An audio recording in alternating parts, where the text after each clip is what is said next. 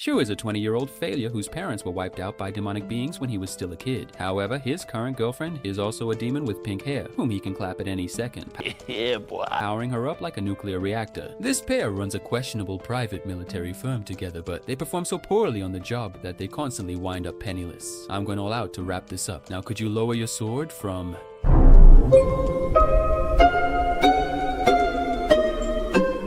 Music George, you're sorry. Where do you intend to put it? One afternoon in the bustling metropolis of Bayonne City, a demonic menace named Kasara is making her way to Shu's apartment, which also functions as her office. She notices that Shu has locked the apartment door, so she employs her magical abilities to sneak in through the wall. She is dead set on cooking a meal for him, but quickly discovers that the electricity has been disconnected because Shu hasn't paid the bill for more than 3 months now. Regardless of this setback, Kasara decides to prepare dinner by candlelight. Meanwhile, Shu goes to a diner and runs into one of his former girlfriends, Ayano, who observes him stuffing his face as if he has never eaten a proper meal in his life. She treats him to lunch because he is completely broke, and then, just like any typical ex-girlfriend, she nags him to find a real job. But Shu, who cares about nothing except eating, rapidly shifts the conversation to steer her away from his miserable existence. After finishing his meal, he leaves the restaurant and heads back toward his home, where he is greeted by the lovely Kasara. She has arranged a candlelight dinner for him, not out of romance, but because they are both so impoverished that they still can't afford to pay the electric bill.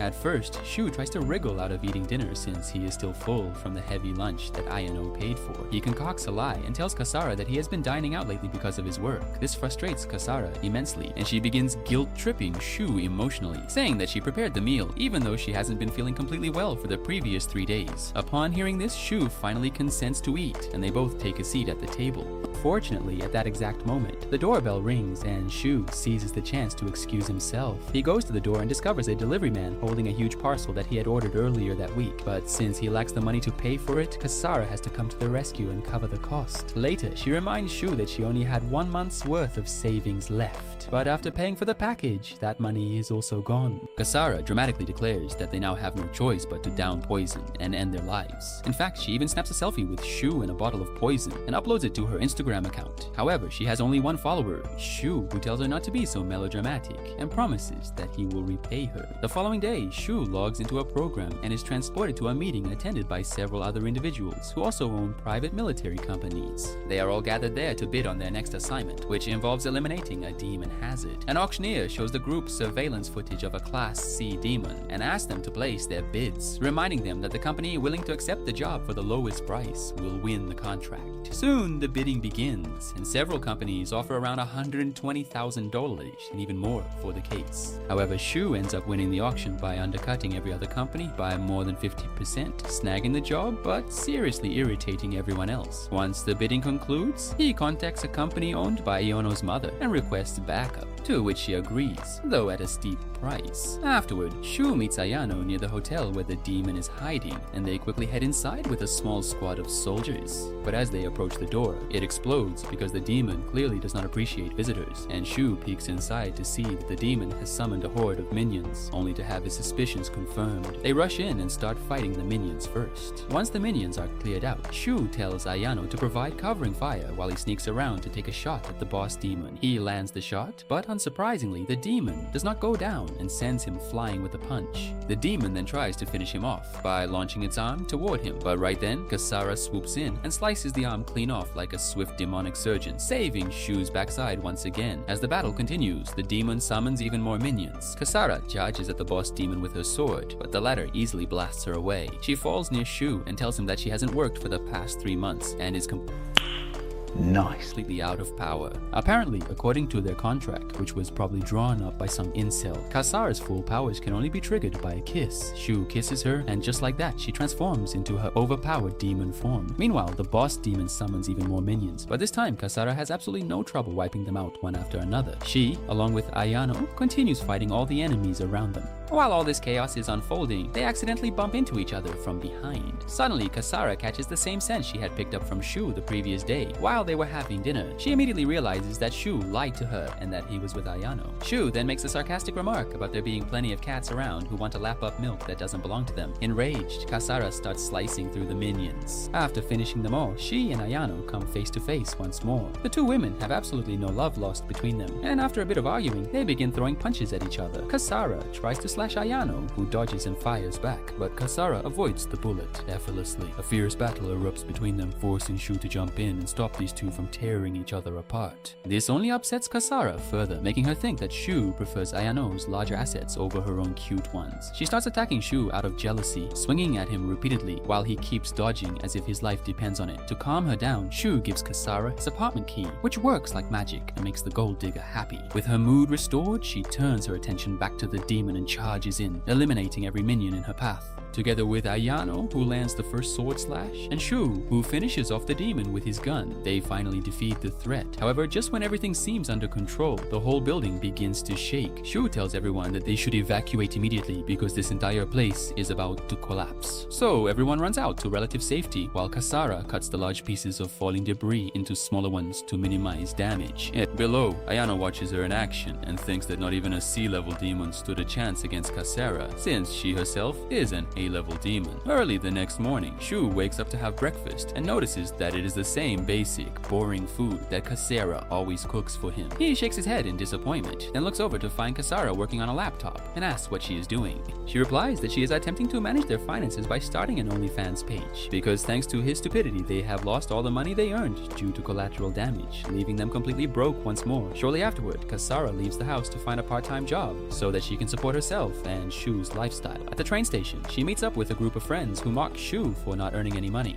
but she tells them that he is her photographer and will help her become famous on social media. Suddenly, a blonde man named Mikhail walks up to them with extreme arrogance, as he is the student council president and also the son of the mayor. He also appears to be a massive simp for Kasara and invites her to the mayor's party at the town hall that evening. But Kasara walks off without saying another word. Shu, on the other hand, goes off to find Ayano at the gym where she is working out. He keeps pestering her,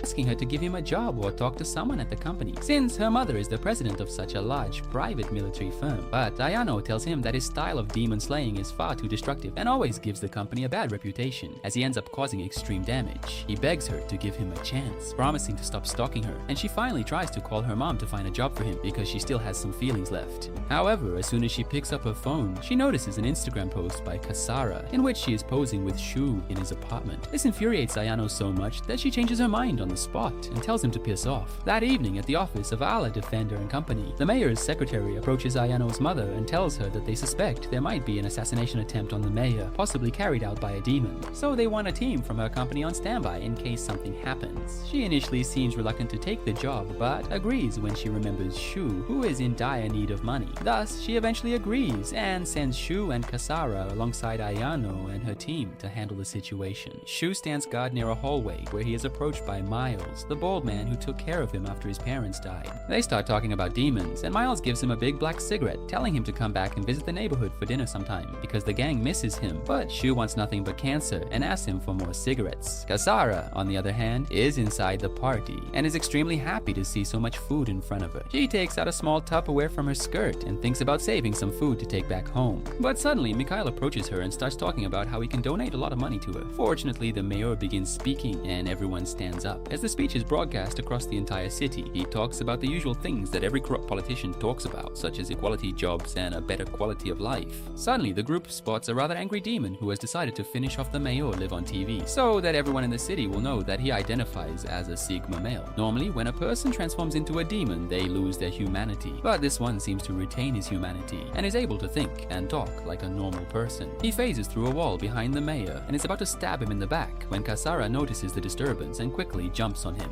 The demon is shocked by her surprising speed as she pulls him back and throws him against a pillar, where he is attacked by Ayano and her team. She tells her team to seal the venue as the demon tries to run away, and she starts chasing after him. Her dress gets caught, so she shoots her dress in half like a total girl boss and proceeds to run after him with a speed boost. While the demon phases through walls, Kasara phases through the wall as well and appears before him. But the demon dodges her attack and blocks the bullets that were fired at him before phasing through the floor. Fortunately, Ayano is already present on the floor below and shoots him in the head. head twice. The demon falls down, but gets up again and phases through the wall before emerging behind her for an attack, only to be stopped by Kasara, who kicks him away. Ayano runs and points a gun at him, but the demon starts talking again, telling her that they need to show the city how the mayor is actually a degenerate old swine. This makes Ayano stop, realizing that this one still retains his humanity. Taking advantage of the momentary distraction, the demon quickly phases down again, and Kasara gets mad at Ayano for letting him escape. Shu, the useless loser, finally hears the commotion and swings through a window to attack the demon in one of the server rooms where Kasara arrives shortly afterward. He and Kasara corner the demon and are about to eliminate him when Shu receives a call from Ayano's mother. She tells Shu that the demon still possesses a human brain and must be captured alive at all costs.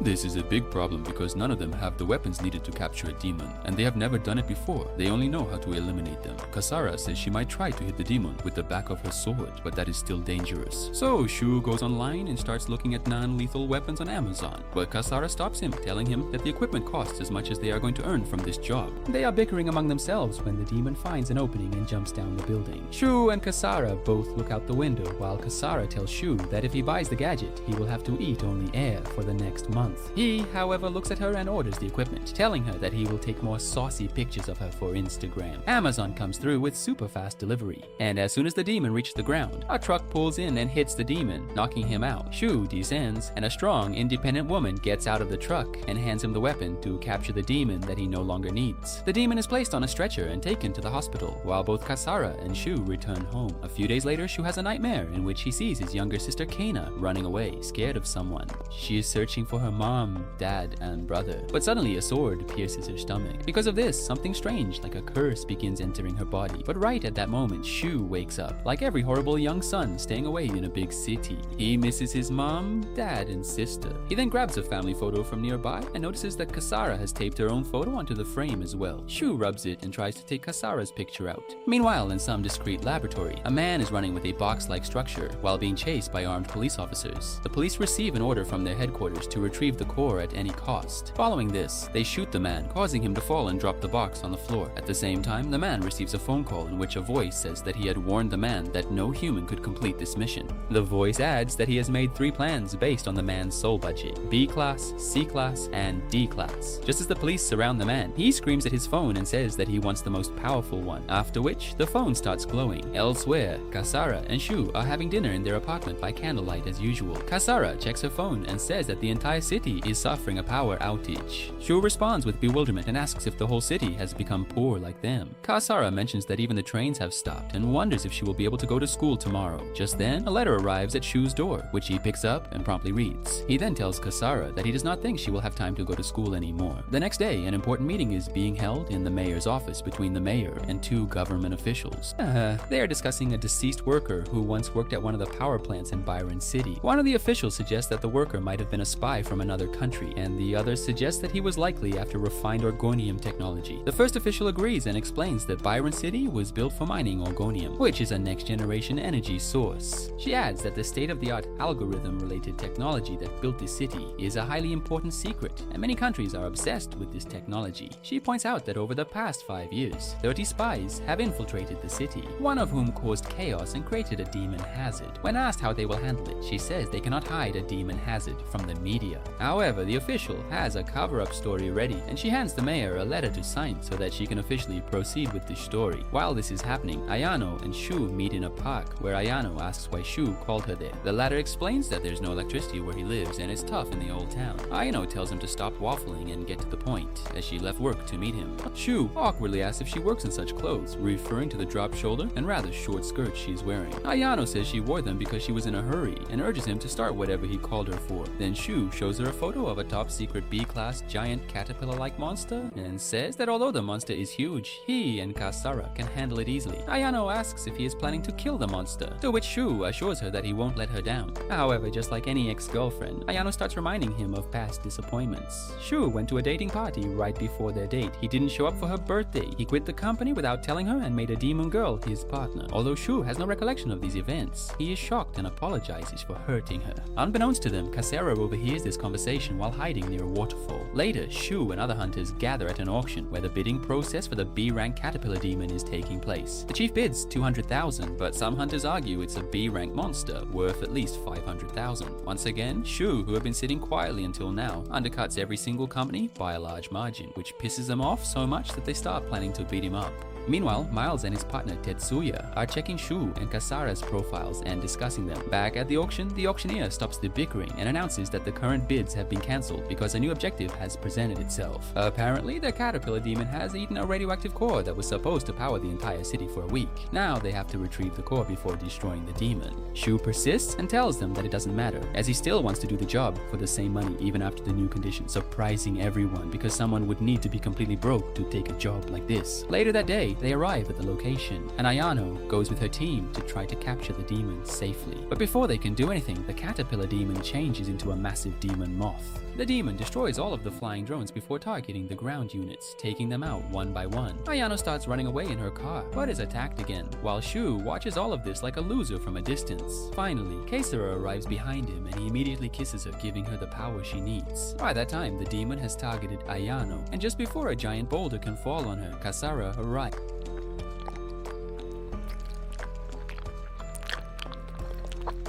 and slashes the boulder into pieces. She then flies toward the demon, dodging its attacks, and stabs it in the backside, forcing the demon to back off. The ugly moth shoots energy rays at her, which she dodges effortlessly, then attacks again and again before stabbing and slashing at the demon's body, weakening its outer armored shell. Shu takes advantage of this and pulls out his sniper rifle, shooting the demon straight in its exposed part. The impact pushes the demon back. As a last-ditch effort to save itself, the demon tries to shoot a massive energy ray, but Shu loads another bullet and fires at the exact same point, finishing it off instantly. At a safe distance away, Miles and Tetsuya, who have been watching the entire fight, note that the police had to rely on Shu in the end. Meanwhile, Kasara is taking something from the monster's carcass when Ayano approaches and asks if she needs to say thank you. Kasara says that she can say it if she wants to, but right then she starts recalling Ayano's memories from Shu's mind. These memories include their dating date, which makes Kasara feel sad, and she apologizes to Ayano. The very next day, Ayano is called to the shipyard due to a fight between two opposing mafia groups. One of them had apparently made a contract and turned into a demon, ruthlessly slaughtering members of the enemy gang. She walks into an empty shed and finds a bunch of gang members massacred on the ground, while several others are severely wounded. As she walks ahead, she suddenly notices the shiny reflection of a gun barrel before the demon hazard opens fire. She quickly takes cover and orders one of the agents to try shooting the beast with a sniper rifle, while another fires a rocket launcher to bombard the demon, taking it down like a B-grade action hero. Later, Miles tells them they were lucky to survive, as the demon was not a high-ranking one and was eliminated relatively easily. Once the dust settles, Ayano looks around and sees a young man being carried into an ambulance, while his girlfriend cries from the crowd, begging to stay by his side. Meanwhile, Shu is sitting with Kasara, enjoying a candlelight dinner since his apartment has no electricity.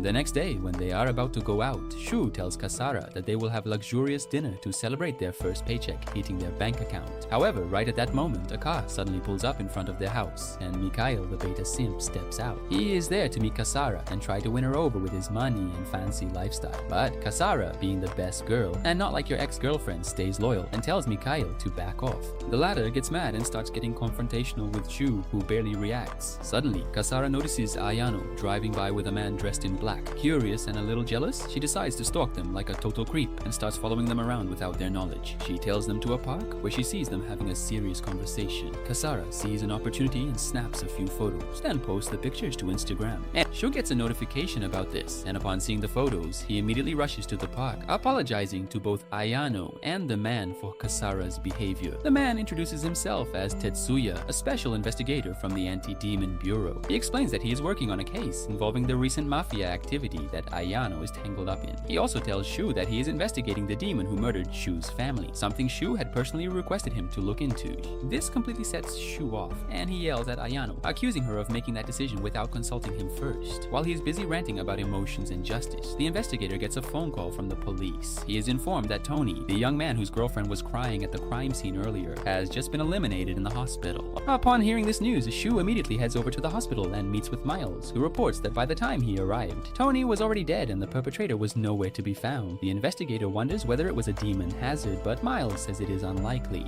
Miles tells them that the weapon used in the crime was just a plain knife, marked with the enemy gang's logo. Later that evening, Shu waits outside Ayano's hotel, and when she answers his call, he apologizes for the scene at the park, but Ayano shuts him down, telling him to just go home. Shu insists they should work together, but she harshly tells him off, saying he never considers how his actions affect others. She reminds him of the time when they were still dating, a night when she had been waiting for him to come home, but he had been out chasing a demon hazard instead. But Shu stares at her blankly, revealing that he does not remember any of that. This is enough to emotionally break Ayano, and she runs off in tears. Meanwhile, the investigator is called to a new crime scene, and he realizes that the members of the gang who allegedly eliminated Tony seem to have turned on each other. When he arrives, he finds the place completely torn apart, while slashed open bodies are scattered on the floor. On the other side of the city, Ayano is crying beneath a bridge when she is approached by Kasara. The latter reveals that she is the one who holds all of Shu's missing memories. She tells Ayano that she and Shu have a contract, one that allows her to feed on his memories whenever she wants. In fact, she has been deliberately erasing his memories of Ayano so that he would not fall back in love with her. Ayano is stunned and disgusted, but Kasara does not seem to care about Shu's real emotions and only wants to keep him for herself, like some psycho Reddit mod gatekeeping his subreddit.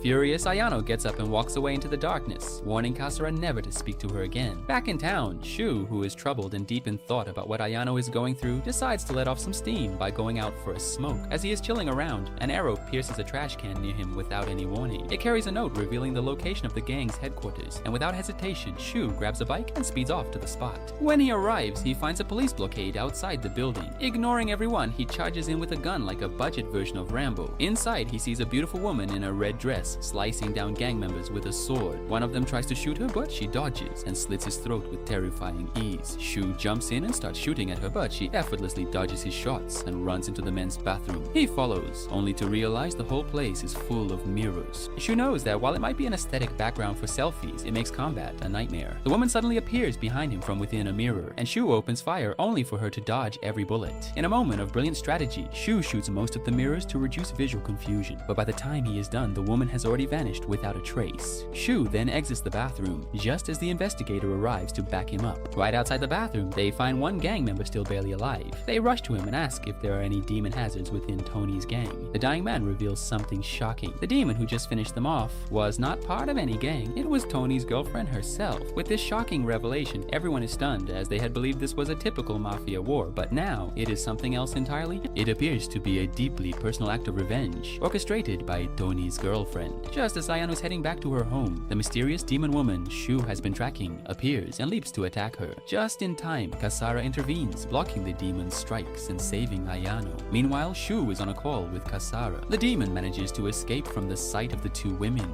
Following this, Kasara hands Ayano a gun and says that they need to catch the demon quickly before she can attack them. Seconds later, Kasara notices the demon emerging through a window right behind Ayano. The demon injures Ayano's arm, but the latter manages to fire back. Despite their valiant efforts, the demon escapes again, vanishing into a small mirror. Kasara follows her into the mirror to catch her, but instead ends up getting stuck inside like it is some step-parent movie. Soon afterward, Shu himself rushes to the scene alongside police officers. But when he arrives, he only finds a wounded Ayano and a stuck Kasara calling out for his help in agony. Later that night, Shu and Detective Tatsuya have a chat inside a local diner. The detective mentions that Ayano has been given security by the anti-demon organization and is now in a safe shelter. He then asks Shu how he got the information about this B-class demon so fast. Shu, being the liar that he is, refuses to answer and replies that he runs a business, so he cannot tell the detective about his sources. At the shelter, Ayano's mother, Akino, arrives with a bag of essentials, including food and clothes. Ayano notices her mother avoiding eye contact and asks why she is acting like her ex-boyfriend. Akino explains she has been told not to look directly into Ayano's eyes, as it might draw the demon to their location. Meanwhile, Tetsuya tells Shu that Byron City's troubles began at its founding, sparked by individuals who became superhuman demon hazards. He references someone named Isamu, a disaster prevention consultant whose advice led to an inspection. Shu shares that his father told him about this, noting that within a year the city became a haven for demons. On the other hand, Akino shares the same history with Ayano, recounting how Shu's parents and sister Kana were at an auction during a massive explosion that engulfed them. Ayano asks why Shu was in such a place when he was barely 12 years old at the time. Akino clarifies it was inspection day with minimal police, so attendees brought their families, treating it like a field trip.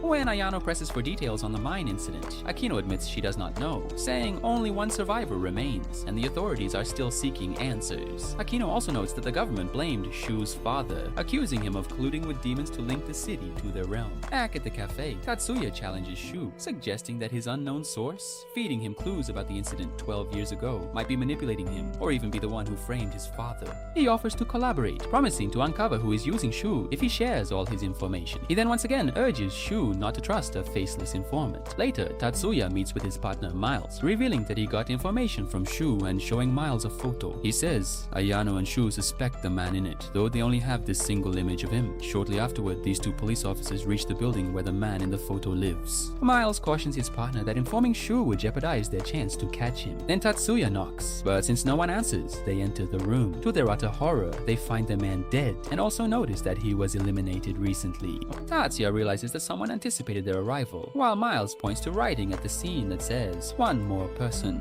Back in the shelter, Ayano is sitting on a couch sipping juice when she hears a noise and assumes it is her mother returning. Instead, Shu appears, and a flustered Ayano asks why he is there. He grins, saying he won a deal and wants to share the news, but Ayano brushes him off and tells him to leave. Shu insists he cannot leave, as he aims to catch the demon to free her from quarantine. In response, Ayano questions whether Tatsuya is helping him uncover the truth about 12 years ago, asking what if the rumors are true that his father allied with demons. Shu admits that if those rumors are indeed true, he would owe everyone an apology. He adds that his father trained Miles, who later trained him after his father's death. Ayano bitterly retorts that he abandoned them once he no longer needed their company. Shu corrects her, saying that Akino expelled him upon discovering their relationship. Ayano counters that they could have started a new company together. As night falls, they sit together talking, and Shu confides that he feels his sister Kana is still alive. Shocked, Ayano draws closer, but she has no interest in his trauma dumping, and instead only wants some action. She covers his eyes and kisses him, and when Shu asks why, she closes his eyes. Ayano says it is to keep the demon at bay. She then kisses him again, passionately. Later that same night, the demon teleports into the shed where Ayano is currently being housed and slashes apart furniture in a rage while looking for her. Kasara also arrives on the scene and immediately engages the demon in a high-speed sword fight. Their blades clash at blinding speed, and during the battle, Kasara spots Ayano hiding behind a corner and without any warning charges at her and headbutts her to the ground. Fuming with jealousy, Kasara accuses Ayano of being a home-wrecking vixen for trying to seduce Shu. Ayano tries to deny it, claiming she would never touch a loser like Shu, but Kasara is not buying it. Kasara warns her to shut her mouth, or she will metaphorically stick her sword down her throat. Meanwhile, the demon shatters all the glass in the shed. Shu suddenly feels a sword pressed to his back, but realizes it is just Kasara again. She is furious and demands that he give her all his energy so she can finally end this. She then violently kisses him, feeding off his energy and memories as part of their contract. Shu collapses afterward as his memories of the night are wiped clean. Meanwhile, with renewed power, Kasara charges at the demon, unleashing a flurry of attacks. The demon blocks most of them and then disappears into the ground, reappearing to strike Kasara from behind. Just as the demon is about to deliver the finishing blow, Shu leaps in and elbows her away. He tries to follow up with a punch, but the demon retreats, attempting to phase through the wall to escape. Thinking fast, Shu hurls an anti-demon projectile at her, and it lands squarely in her chest, halting her mid-teleport. Kasara seizes the moment, dashing forward and stabbing the demon in the exact same spot, finishing her off once and for all. A few weeks later, it is revealed that Kasara has been missing for several days, having run away from Shu after their last battle. Since then, she has not returned home, nor has she made any attempt to contact him. Growing more and more concerned about her well-being, Shu makes several efforts to reach her but receives no response. Frustrated and desperate for answers, he turns his attention toward another mystery, the informant who has been providing him with highly classified intelligence. Shu meticulously plans an ambush, hoping to confront the informant directly. That afternoon, he travels to a train station and sits on a nearby bench, watching intently. Eventually, the informant arrives and, without revealing his identity, instructs Shu to retrieve a tablet from inside a garbage can. He complies, and as he powers it on, a video begins to play, which shows a blonde girl ruthlessly fighting against police officers and demon hunting companies, displaying strength and skills that immediately catch Shu's attention. Before he can ask any further questions, the informant tries to flee. Shu gives chase, but despite his best efforts, the informant manages to evade capture once again. Later that day, Shu attends another demon auction meeting, where the topic of this mysterious blonde woman comes up again. Meanwhile, Ayano is having a serious conversation with her mother, Akino. In a surprising revelation, Akino tells her that she is part of a powerful organization based in Europe that has been eradicating demons for over 1,000 years. She also reveals that she was the one who personally recruited Shu into the organization. Ayano is taken aback, especially when Akino hints that Shu once remembered her, though he no longer seems to recall anything about her or their shared past. While heading back to his apartment, Shu receives a sudden call from Ayano. When he answers, he is startled to hear her yelling at him to stay away from his apartment immediately. At first, he thinks she is joking, but the urgency in her voice quickly convinces him otherwise. Dropping his bag, Shu pulls out his gun and prepares for the worst. In a sudden flash, his door is kicked open, and he is thrown across the room. The blonde woman from the video, whose name is revealed to be Sharon, charges in after him. She immediately attempts to stomp on him with brutal force, like he is some pest she dislikes. Shu tries to reach for his weapon, but she swiftly blocks his arm with her foot and launches a ferocious attack, followed by another powerful blow that sends him flying. Before he can recover, Sharon leaps on top of him and begins punching him repeatedly in the face, completely overwhelming him. Just as things look grim, Kasera suddenly appears and strikes at Sharon with her sword from behind. However, Sharon reacts quickly, dodging the attack and leaping away from the strike with incredible agility. As the two women face off for their catfight, it becomes clear that Kasara knows Sharon and is visibly shaken by her presence. Despite her usual confidence, Kasara seems wary and possibly even afraid of the powerful and mysterious entity now standing before her. Following this, Sharon calls Kasara the most powerful demon slayer and demands that the latter hand over her sword. Sharon also smugly reminds Kasara that they have met before and that she had actually beaten Kasara. In response, Kasara says that the last time they met, both Sharon and Shu were fighting together. In a flashback scene from 3 years ago, Sharon and Shu were engaged in a deadly battle against Keisera. Just as Keisera goes for Shu's throat, Sharon stabs her with a sword right through the stomach. An enraged Shu questions what she's doing. But before Sharon can say anything, Kasara renews her attack on them. However, eventually Sharon manages to land a thunderous kick on Kasara and imprison her in a magical cast. Back in the present time, the two women are face to face as the tension keeps rising. Suddenly, they lunge at each other and engage in a fierce fight in which both are equally matched in power. However, their battle is interrupted by Ayano, who arrives at the spot with backup support, and Sharon uses this opportunity to flee. Following this, Kasara immediately runs to Shu, who is knocked unconscious. She leans in to kiss him, but Ayano pulls her hair from behind and tells her to control herself. A few hours later, Shu has been admitted to the hospital and remains unconscious following the intense battle. Both Kasara and Ayano stay by his side, worried and waiting for him to wake up. However, Kasara suddenly receives a text notification on her phone and quietly slips away, leaving Ayano to look after Shu. She follows the message coordinates to an abandoned building and upon arrival, checks the contents of the text. Just then her phone rings and it is none other than the blonde vixen, Sharon. On the call, Sharon taunts Kasara, telling her that she is a loser who has no one of her own in this world. Realizing this is a setup, Kasara summons her sword and prepares for battle. Before she can locate Sharon's exact position, she is shot from above, which temporarily debilitates her. Wounded, Kasara scrambles for cover, dodging another round of bullets. Peeking from her hiding spot, she spots Sharon, who is now equipped with a high-grade specialized mech suit and is hunting her down with cold precision. Sharon opens fire again, but Kasara manages to block most of the bullets with her sword and rushes forward, trying to land an attack. However, Sharon's armor deflects her blow. Moments later, a demonic slime-like substance emerges from the suit and attacks Kasara. She tries cutting through the projections, but one of them pierces her leg. Kasara staggers away, but to her utter horror, she realizes that her wound is not healing like other times. Sharon, who starts getting arrogant as if she has just conquered the world, explains that high-level demons like Kasara are immune to ordinary human-made weapons, but are vulnerable to demonic attacks like the one Sharon is currently using. As Kasara attempts to retreat, Sharon blocks her path using more demonic projections. Kasara raises her sword for another strike, but Sharon is faster than her. She drives one of her weapons straight into Kasara's torso, bringing her to the ground. Sharon then approaches her like a villain from a sci-fi movie, ready to finish her off. Right at this moment, without any warning, a sudden flashbang grenade goes off. Shu, having regained just enough strength, comes in like a hero and drags Kasara behind a pillar. Despite being weak, he kisses her, which transfers all his energy into her. The boost revitalizes Kasara, and as Shu collapses from exhaustion, she begins to glow with renewed power. Finally, after a lengthy battle, her wounds begin to heal rapidly. Sharon fires at her again, but this time Kasara dodges every bullet with ease. She charges forward, slicing through one of Sharon's robotic arms. Sharon tries to strike at Shu in desperation, but Kasara intercepts her mid-attack and unleashes a fierce series of aerial strikes.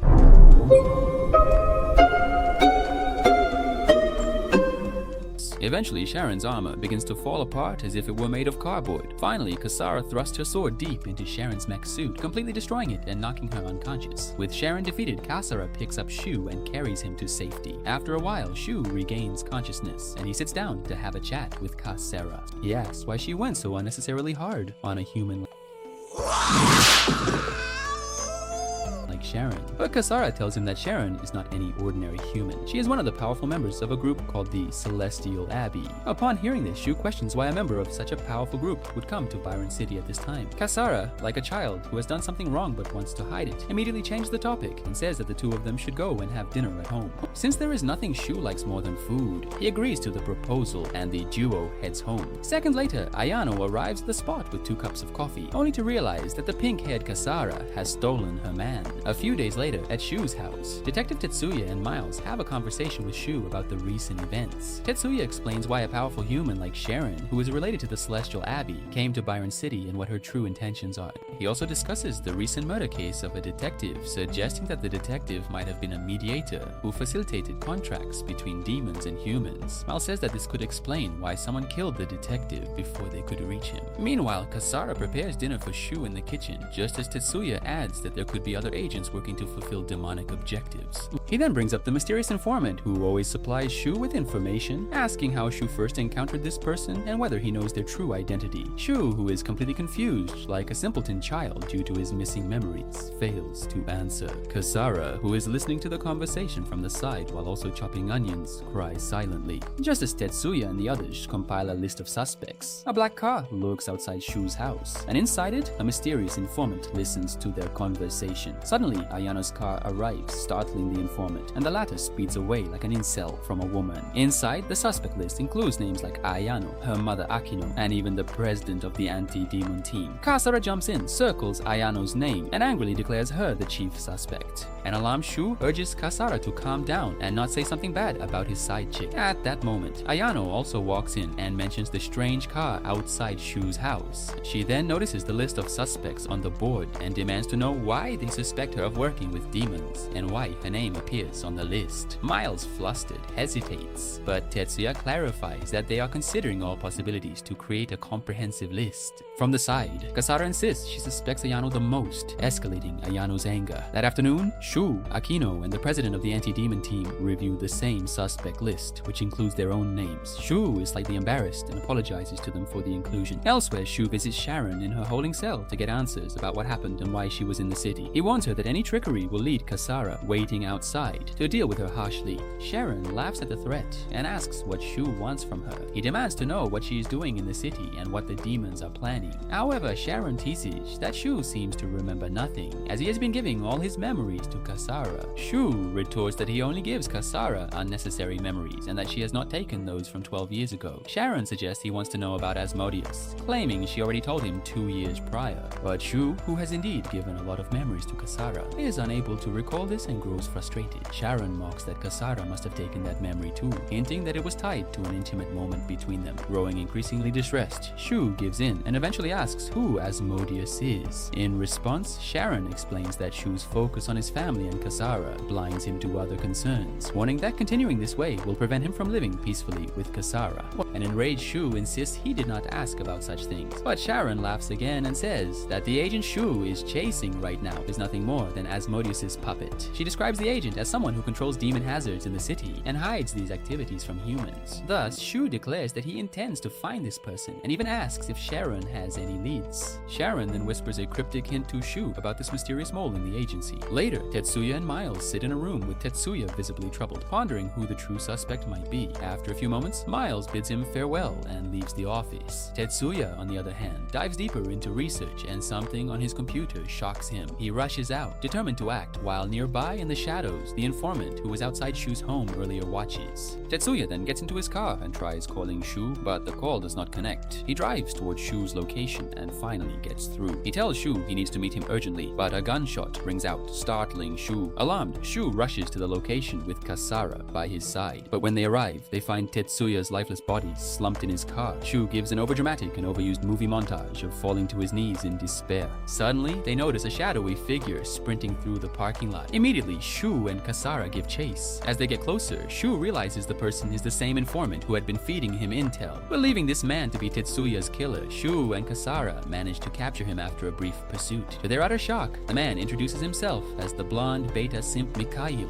Shu threatens to expose him unless he confesses, but Mikhail insists he is not the one who eliminated Tetsuya, and to prove his innocence, he takes them to a hidden surveillance facility. Inside, Shu and Kasara are stunned to see a high-tech operation where dozens of people monitor live feeds from CCTV cameras placed all over the city. Like a closeted pervert, Mikhail reveals that he has access to nearly all security footage in Byron City, which is how he always stays a step ahead. They pull up the surveillance footage from the time of Tetsuya's murder, but the recording only shows the back of a hooded figure pulling the trigger and walking away. Disappointed and frustrated by the lack of information, Shu is no closer to finding the perpetrator. The next day, Shu attends Tetsuya's funeral, and after the service, he is offered a ride home by Miles. During the car ride, Shu glances at Miles' arm and notices a tattoo that sparks a grim realization. Without showing alarm, Shu remains calm and quietly asks Miles why he eliminated Tetsuya. Miles confesses to Shu that Tetsuya discovered the truth, as he had figured out that the only person besides Shu who had first-hand access to sensitive demon-related information was none other than Miles himself. Realizing that his cover was blown, Miles was left with no choice but to eliminate Tetsuya, his own partner. He takes Shu to an isolated park, where Shu calmly reveals that they are currently surrounded by police forces. Miles smirks, as he knows that human cops are like paper soldiers to him, and suddenly begins to transform into a demon. Everyone nearby is stunned as his monstrous form emerges. The police open fire immediately, but Miles effortlessly deflects every bullet with a powerful energy shield. Shu, caught in the emotional chaos, turns to Kasara and asks if there is any way to capture Miles alive. Kasara solemnly tells him there is not, because Miles eliminated Tetsuya, and if left unchecked, he would continue his rampage. She wants Shu not to be a weak hero, and to put his emotions aside for the greater good. Suddenly, Miles unleashes a chain of powerful attacks that mainly target Ayano. The assault injures her, and just as he is about to finish her off, Sharon arrives on a speeding motorcycle, slashing at him multiple times. However, the foolish woman does not realize that Miles, being a demon, quickly regenerates from her attacks. He swings at Sharon, but Ayano intervenes at the last second, disrupting his attack and giving Sharon a chance to retreat. Shu, realizing there is no other option, finally gives Kasara the signal to end it. He kisses her, transferring his energy, and asks her to preserve Miles' memories before delivering the final blow. Kasara, now fully powered with plot armor, charges at Miles just in time to sever the chains heading towards Sharon and Ayano. Miles kicks her back, but she recovers quickly and resumes the offensive. She dodges his attacks and manages to cut off the rest of his chains. Miles punches her hard, and though she blocks with her sword while airborne, she regains balance and dives toward him, stabbing him in the back. Miles yanks out the blade and hurls her away, then sets his sights on Shu before charging at him. Shu, prepared this time, lifts his gun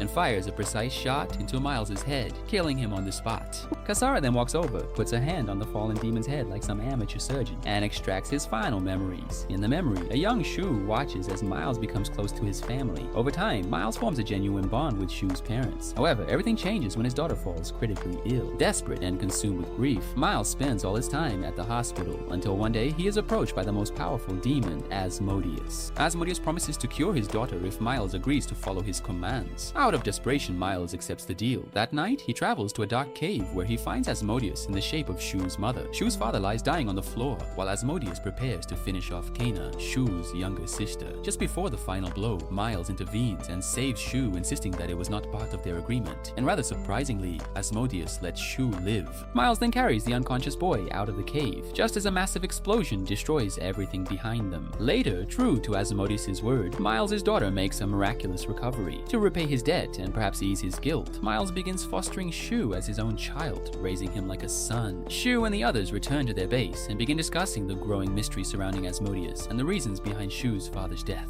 To everyone's surprise, Sharon launches into a bizarre PowerPoint presentation. Explaining her theory, she shows that throughout history there has been a demon who constantly reappears by possessing different women. More importantly, wherever this demon appeared, there was always a sudden surge in demonic activity, resulting in the area being completely destroyed. Sharon concludes that they have been chasing the same demon for centuries, Asmodeus. Ayano suggests that Asmodeus may have first appeared in Byron City 12 years ago. However, her mother tells her to shut her trap, insisting that the demons emerged first and Asmodeus appeared later, drawn to the city's core, which is a precious energy source that all demons are attracted to. According to her, all the answers are hidden in the old mine that sank into the ocean during an incident 12 years ago. Motivated by this theory, Ayano storms out and drives into town to meet her friend Leah, who is clearly annoyed and demands to know what Ayano wants. Ayano shows her photos of the ocean, pointing out the general area where the mine used to be and demanding its exact coordinates. Leah, however, tells her that the area is completely restricted and off limits to civilians, and this is not some movie where you can just dive into a huge ocean. The situation escalates when Ayano drives to a bridge with Leah, questioning why the government has hidden this information from the public. When Leah remains tight-lipped, Ayano pulls out a gun and demands the coordinates again. As scared and anxious, Leah insists she does not know the precise location. Suddenly, a missile crashes into the road right ahead of them, but Ayano swerves just in time to avoid it. Shocked, she turns to Leah and accuses her of being a snitch, betraying her to the government. But Leah looks just as confused and frightened. Before they can figure things out, a blonde man with a mechanical arm slams into their car. On top of a nearby tank, a loudmouth soldier and a man with an afro yell at Ayano, telling her she is surrounded and that her mother and headquarters are under siege. Just then, the blonde beta simp Mikhail appears on screen. He greets Leah casually and asks if she is okay, but Leah tells Mikhail she just came out for a drive with her friend and she is fine. Mikhail, however, does not seem to care and orders Ayano to surrender, threatening to send her mother to MILF Manor. Ayano, overwhelmed by cringe and pressure, prepares to step out of the car, but just then, a massive military helicopter appears right above the spot. Everyone is stunned as it opens fire, suppressing the enemy forces. Ayano is even more shocked when she sees that the pilot is none other than Shu. Her mother appears on the monitor, instructing her to board the helicopter with Shu, and thankfully, Leah transmits the coordinates of the sunken mine directly to Ayano's phone. Ayano boards the helicopter with Shu, and they fly off toward the underwater mine. Meanwhile, Kasara and Sharon are traveling to the same destination by boat. Kasara confesses that she cannot allow Shu to face more danger and vows to rescue Kana herself. Sharon asks for the flash drive, and Kasara hands it over. Sharon reveals a terrifying detail. She shows how every outbreak forms a pattern, as Asmodeus is trying to draw something with destruction. And now that same pattern is almost complete, with the final point resting near the submerged mine. Sharon concludes that Asmodeus possessed Shu's mother 16 years ago. Kana was born after that possession, which means she is a half-demon. Shu, on the other hand, was born before the possession, making him fully human. Sharon explains that Asmodeus' ultimate goal is to create a society where demons and humans coexist peacefully. Unfortunately, this ideal is nearly impossible to achieve, and Kana is at the center of it. She is likely still alive, trapped beneath the ocean, and her existence could be the key to opening a gateway that would allow hordes of demons to invade the city, killing millions. Eventually, Kasara and Sharon reach the submerged mine and begin exploring the dark caves. As they approach the center, they discover a young girl unconscious and bound and realize that this is Kana. Kasara is overwhelmed with emotion and rushes to her, but she suddenly senses that something is wrong. She spins around just in time to block a kick from Sharon. Sharon explains that Kana cannot be allowed to live because she is too dangerous. Even if she is rescued now, there will always be the threat of her being used to open the portal to the demon world. Kasara refuses to back down, declaring that Kana is Shu's only remaining family, and she will not let anyone hurt her. Elsewhere, Mikhail finally learns about Asmodeus and how the gate to the demon world can be opened through Kana. Without hesitation, he authorizes a nuclear strike and presses a button that activates a satellite-based weapon aimed directly at the island. Back in the cave, Kana's body begins to glow, following which her back bursts open and a massive demonic hand emerges just as the satellite beam fires. The beam streaks toward the island right in front of Shu and Ayano, but as the smoke clears, they realize the island is still intact. Suddenly, a massive demonic hand erupts from the ground and reaches toward the sky. Kasara, in her demon form, flies above while carrying Sharon. They realize that Asmodeus has now fully taken control of Kana's body. Sharon fights valiantly, cutting down each attack. Kasara attempts to assist by slicing through the swarm with her sword. Shu, watching from above, turns to Ayano and tells her to take the controls before jumping down, determined to help. As Sharon gets overwhelmed and slammed into the ground, Kasara prepares to intervene, but a clone of Kasara suddenly appears in front of her, followed by a hand grabbing her from behind. The clone moves in and begins strangling the real Kasara. A gunshot echoes through the air, and the clone is shot down by Shu, who runs to Kasara and holds her close. He urges her to kiss him so she can regain her strength, saying he does not care how many memories he loses. Kasara, however, begins to cry, as she tells him she cannot do that anymore because she is afraid he will lose his identity completely. Before either can do anything else, Kasara is suddenly impaled from behind and blood spills from her mouth as Shu watches in horror. Emerging behind her, holding the spear that stabbed her, is none other than and Shu's sister Kana, now fully possessed by Asmodeus. Kasara, impaled by a demonic lance, struggles to pull it from her body but cannot. The sheer pain triggers visions of a younger Shu, and suddenly the surroundings glow like a cosmic rave. Meanwhile, Ayano maneuvers her helicopter as close as possible to the massive demonic hand dominating the fight, shouting for Shu to climb aboard. Shu, staring at Kasara like a kid eyeing candy, tells Ayano he cannot leave her. Kasara weakly urges him to save himself, but he is stubborn and rooted to the spot. Fortunately, Sharon sprints in from behind, grabs Shu by the waist, and latches them both to the helicopter while abandoning Kasara behind. As they lift off, the demonic hand vanishes into thin air, leaving Kasara suspended and still skewered like a kebab. As Kana glares at her angrily, Kasara clutches the spear again, and Shu's memories flood her mind. She discovers that Shu was a total playboy, having been romantically involved with both Ayano and Sharon multiple times. Furious, she rips the spear free and turns on Kana, blind with rage. She raises her weapon to chop off Kana's cute little head, but stops at the last second, remembering that Kana is Shu's sister. This gives Kana time to charge a powerful beam, and she blasts Kasara, who plummets unconscious into the ocean. Shu, dangling helplessly from the helicopter, watches this like a useless sidekick in his own story. In the meantime, Ayano tries to pilot the chopper away, but Kana appears in front and gets ready to launch a magic attack. Upon seeing this, Ayano screams that Shu, her brother, will die if she strikes the helicopter. Kana suddenly pauses and glances at Shu, but before she can act, a massive laser engulfs her. Mikhail, who has been utterly useless until now, has been observing from a command center. He has decided to nuke Kana because he deems her a threat to the entire city. However, as the dust clears from the laser beam attack, Kana is still floating. Frustrated with his second-hand weapons, Mikhail orders yet another strike. This one destroys Kana's wings, and she falls into the ocean beside Kasara. Shortly afterward, Ayano, Shu, and Sharon rush Kasara to a hospital. Sharon reports that the doctors cannot find a heartbeat or brainwaves, and even Kasara's demonic healing is not working. Ayano asks if she will wake up, and Sharon says they cannot tell since she is not human. Ayano inquires about Kana, who, according to satellite data, lies motionless 200 meters underwater. Ayano also wonders if she is dead, but Sharon doubts it because Kana survived a spear through her chest for 12 years. The laser likely only paused her, and she will undoubtedly return for revenge. However, like a hopeless optimist, Ayano asks if Kana could live as a human again. Sharon says it depends on whether someone can awaken her humanity, but warns that her organization, the Celestial Abbey, deems Kana an S-rank demon and will send agents to eliminate her, though Sharon fears Kana might destroy the city first. Meanwhile, Mikhail plans the city's defense and is hyper-focused on eradicating Kana. His sister Linhua suggests saving Kana's human half, but Mikhail argues the risk is too high as she could annihilate everything. Linhua asks if the city knows, and Mikhail admits he spread fake news about an underwater volcano to prevent panic. On the other hand, Shu sits by Kasara's bedside praying for her recovery. He decides that Byron City is not worth fighting for without her, and if she wakes up, he will abandon everything to run away with her. Miraculously, Kasara stirs, saying she cares only for Shu and promises to keep him safe. Shu hugs her tightly, and she urges him to flee and stop fighting demons. In response, he smiles and agrees that they will leave together, but Kasara says she cannot go. Shu offers his memories to restore her strength, and she asks if he is sure about the decision. Shu confirms, and they share a long kiss. But instead of losing memories, Shu regains them all. Shocked, he tries to stop her, but Kasara holds him down, kissing him as his past floods back.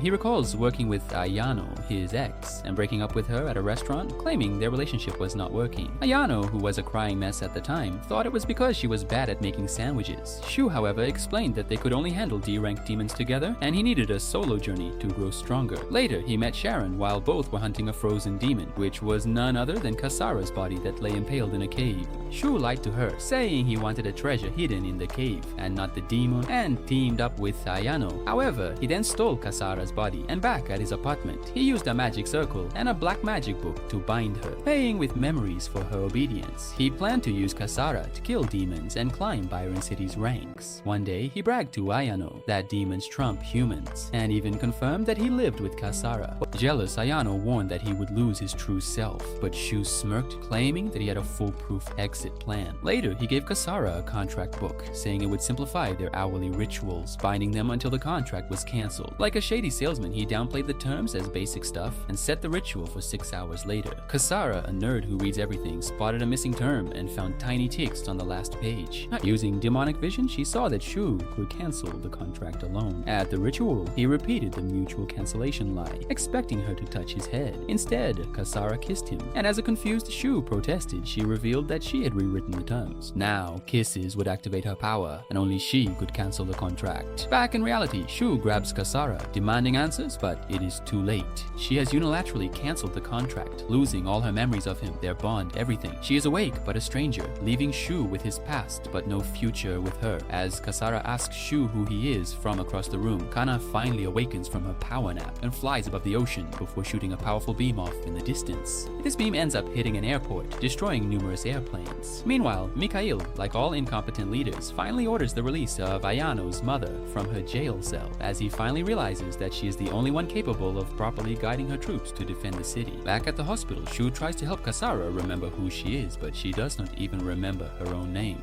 He then kisses her on the forehead, grabs her sword, and leaves the room, ready to face Kana in battle. Meanwhile, Ayano is also fully suited up and waiting near the ocean, ready to face Kana. Sharon rides up to her on her motorbike and tells Ayano that she is only there to say goodbye, because she is fed up with this constant violence and is leaving this wretched city. Elsewhere, Shu, like a shopaholic, orders something from Amazon, and thanks to Prime, the delivery is lightning fast. He gets into a truck and starts sorting through his new gear. Meanwhile, as Kana approaches the city, Ayano's mother gives the order to open fire. The military unleashes a full-scale attack on Kana, including an assault helicopter pouring bullets at her, creating a massive smoke cloud. To their surprise, as the smoke clears, Kana appears completely unharmed. She has generated an energy field around her body that protects her from all damage. Ayano's mother instructs them to keep attacking, as they must not allow this demon to set foot in the city. The army opens fire again, but Kana remains calm, absorbing every attack effortlessly. Ayano decides to take action and brings out the heavy artillery. She fires a massive rocket launcher at Kana, and this seems to finally have an effect. When the smoke clears, Kana's shield is gone and she is furious. She locks eyes with Ayano and begins charging her next attack. Ayano runs and hides behind a tank, barely avoiding a barrage of powerful blasts. The army resumes fire, but Kana flies past them, relentlessly chasing Ayano. As Ayano turns and shoots back, her shots have no effect. To make matters worse, her gun jams, forcing her to confront Kana at close range. The latter begins charging her powerful beam point blank, and would have annihilated Ayano, but Shu arrives just in time, snatching her away as the area is obliterated by Kana's beam. They land on a rooftop, and Shu tells Ayano that he has regained all his memories and that Kasara no longer remembers anything. Ayano asks what they are going to do now, and Shu tells her they have to fight with everything they have and hope they can reach Kana to help her regain control. Shu explains that they will lure Kana to an abandoned power plant to avoid civilian casualties. Ayano is confused and asks why Kana would do that. Suddenly, Sharon appears and says Kana will come because she hates Ayano and every other girl Shu has ever slept with. According to Sharon, Shu and Kana are connected on a spiritual level. Even while Kana was sealed beneath the ocean floor, she was forced to watch Shu's relationships. In the end, she is just a little girl, one who is jealous of the other women in Shu's life. Just then, Kana burst through a nearby building searching for Ayano, only to be met with a missile to the face from the military that had arrived ahead of time. This enrages Kana, and she unleashes a horde of demonic beasts to distract the soldiers while she searches for Ayano and Sharon. Surprisingly, Shu appears in front of her on his hoverboard, shocking Kana. She raises her arm to blast him, but is unable to do it as Shu speaks gently about how he wants to stay with her because she is his only remaining family. His words cause Kana's human will to stir within her. Realizing it is not enough,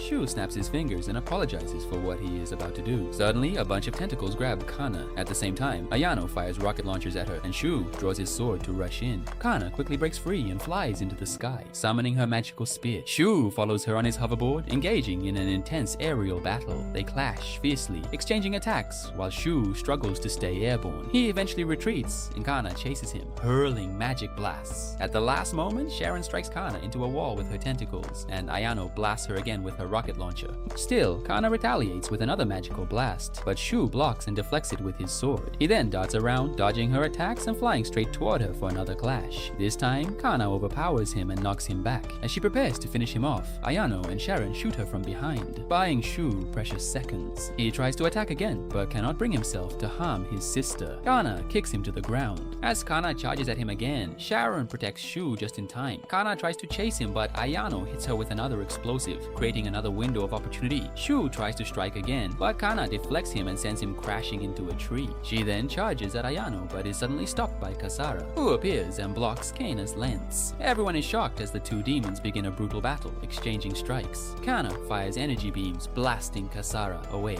Shu catches her and tells her to stab Kana in the heart, as it is the only way way to immobilize and seal her. Kasara rushes at Kana, dodging attacks while Shu provides cover fire. She lands a strike, but Kana dodges and flies upward. Before Kana can retaliate, Sharon kicks her in midair, and the military opens fire again, blasting her downward. In a fit of rage, Kana releases 3 more demons from her body and sends them toward the city. Sharon and Ayano break off to pursue the new threats, while Shu and Kasara stay behind to deal with Kana. Shu kisses Kasara, unlocking her latent powers, after which she rockets toward Kana, and the two clash in an epic aerial duel. Shu tells Kasara to bring Kana within range, and as Kana draws near, Shu fires his anti-demon gun, striking her and finally sending her crashing to the ground. Kasara rushes in and stabs Kana with her sword, ending the battle. In the aftermath of this event, Kana is taken into custody and sealed in the deepest chambers of the city. Sharon returns to her base, and Shu heads to the cemetery to pay respects to his parents as well as Miles. Outside the graveyard, Kasara, who has no previous memories, waits for him. The duo heads back to his apartment, and to their surprise, Kana, in her human form, is sitting in the kitchen, gulping down food like she has never eaten a morsel before. Kana, who has run away from her prison, locks eyes with Kasara and gets ready for another face-off. To make things worse, Ayano also arrives on the scene for a full triple threat catfight. If you made it to the end of this anime recap, comment emotional damage.